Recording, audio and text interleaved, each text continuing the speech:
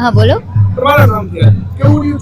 मारू नाम अंजलि आहिर है। आप सब जाणो જ છો અને ફર્સ્ટ ઓફ ઓલ તો બધા મીડિયાને અને બધી જનતાને થેન્ક યુ સો મચ કે મને આટલી બધી હાઇલાઇટ આપી।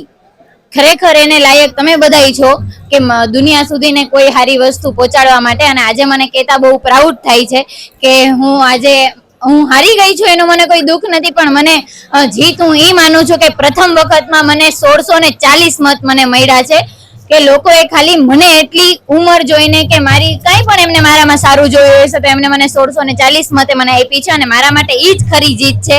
કારણ કે હું એટલું જ કહેવા માંગુ છું કે 1640 ને, કારણ કે જે બધાને તો ખબર જ હશે કે ક્યાં લોકોએ મને મત આપ્યો છે, બધાને દિલથી થેન્ક યુ। અને તમારી અંજલિ કમિંગ સૂન પાછી આવશે, કારણ કે એ કહું છું કે જે જીતેલાઓ છે એમને બધાને દ્વારકાધીશની બ્લેસિંગ્સ છે। ખરેખર એમના માટે હું એટલું જ કહીશ કે 5 વર્ષથી જેમ લોકોના પ્રોબ્લેમ ને એ બધું મીડિયા દ્વારા દેખાડવામાં આવે છે તો એ 5 ખરા ઉતરે, લોકોની સમસ્યાઓ દૂર કરે। કારણ કે હું એવું જ ઈચ્છું છું રાજકારણથી કે લોકોની સમસ્યાઓ દૂર થાય, પછી પાર્ટી કોઈ પણ હોય।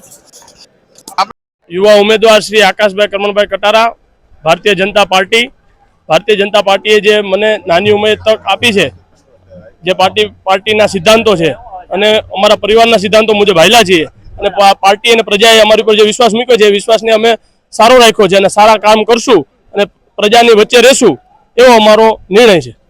તમારી જીતને તમે પક્ષની જીત જુઓ છો કે પારિવારિક જીત જુઓ છો? પક્ષ ને પારિવારિક અને મારા પપ્પાના જે વર્ષોથી કામ કરેલા છે, મારા કાકાના જે કામ કરેલા છે અને પરિવારના સિદ્ધાંત ઉપર અને ભારતીય જનતા પાર્ટીના જે સેવાના કાર્યો કરે છે એના હિસાબે અમને પ્રજા ચૂંટીને મોકલે છે। આગામી દિવસોમાં શું કામ કરશો? વોર્ડ નંબર 9 ને અને ભવનાથ તીર્થ ક્ષેત્રને સારામાં સારું બ્યુટિફિકેશન બનાવશું એવો અમારો દ્રઢ સિદ્ધાંત છે। અમારી પેનલમાં 3 જણા ચૂંટાણા, પાર્થ ચૂંટણી હાર્યો છે અને અપક્ષ ચૂંટાડો। ભારતીય જનતા પાર્ટીમાં રહીને મજા આવે છે। આજે મારી 3 સીટ તો આવી મારી પેનલની।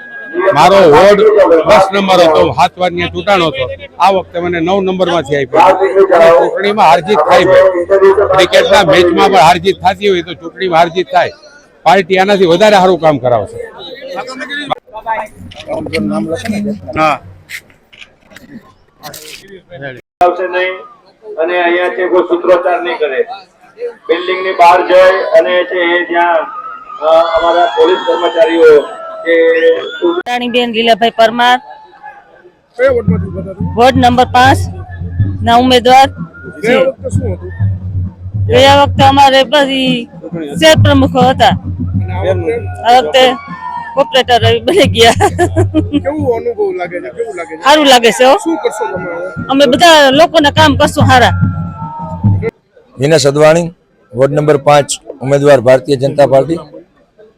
આજે જૂનાગઢની જનતાએ ભારતીય જનતા પાર્ટીની વિચારધારા તેમજ ભારતીય જનતા પાર્ટીના કાર્યકરો વિશ્વાસ દર્શાવી અને જનતાએ જે રીતે અમને જંગી બહુમતીથી જીતાડ્યા છે તે બદલ જનતાનો ખૂબ ખૂબ આભાર।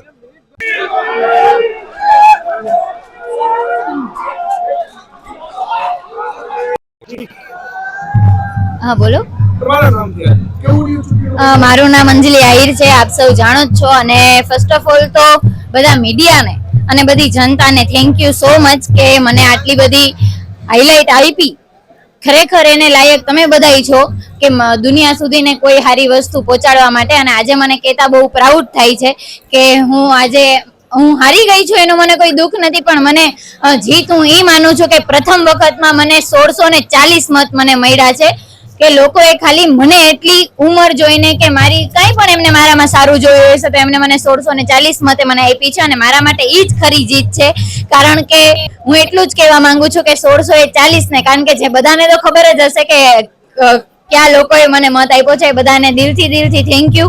અને તમારી અંજલિ કમિંગ સૂન પાછી આવશે, કારણ કે એ કહું છું કે જે જીતેલાઓ છે એમને બધાને દ્વારકાધીશની બ્લેસિંગ્સ છે।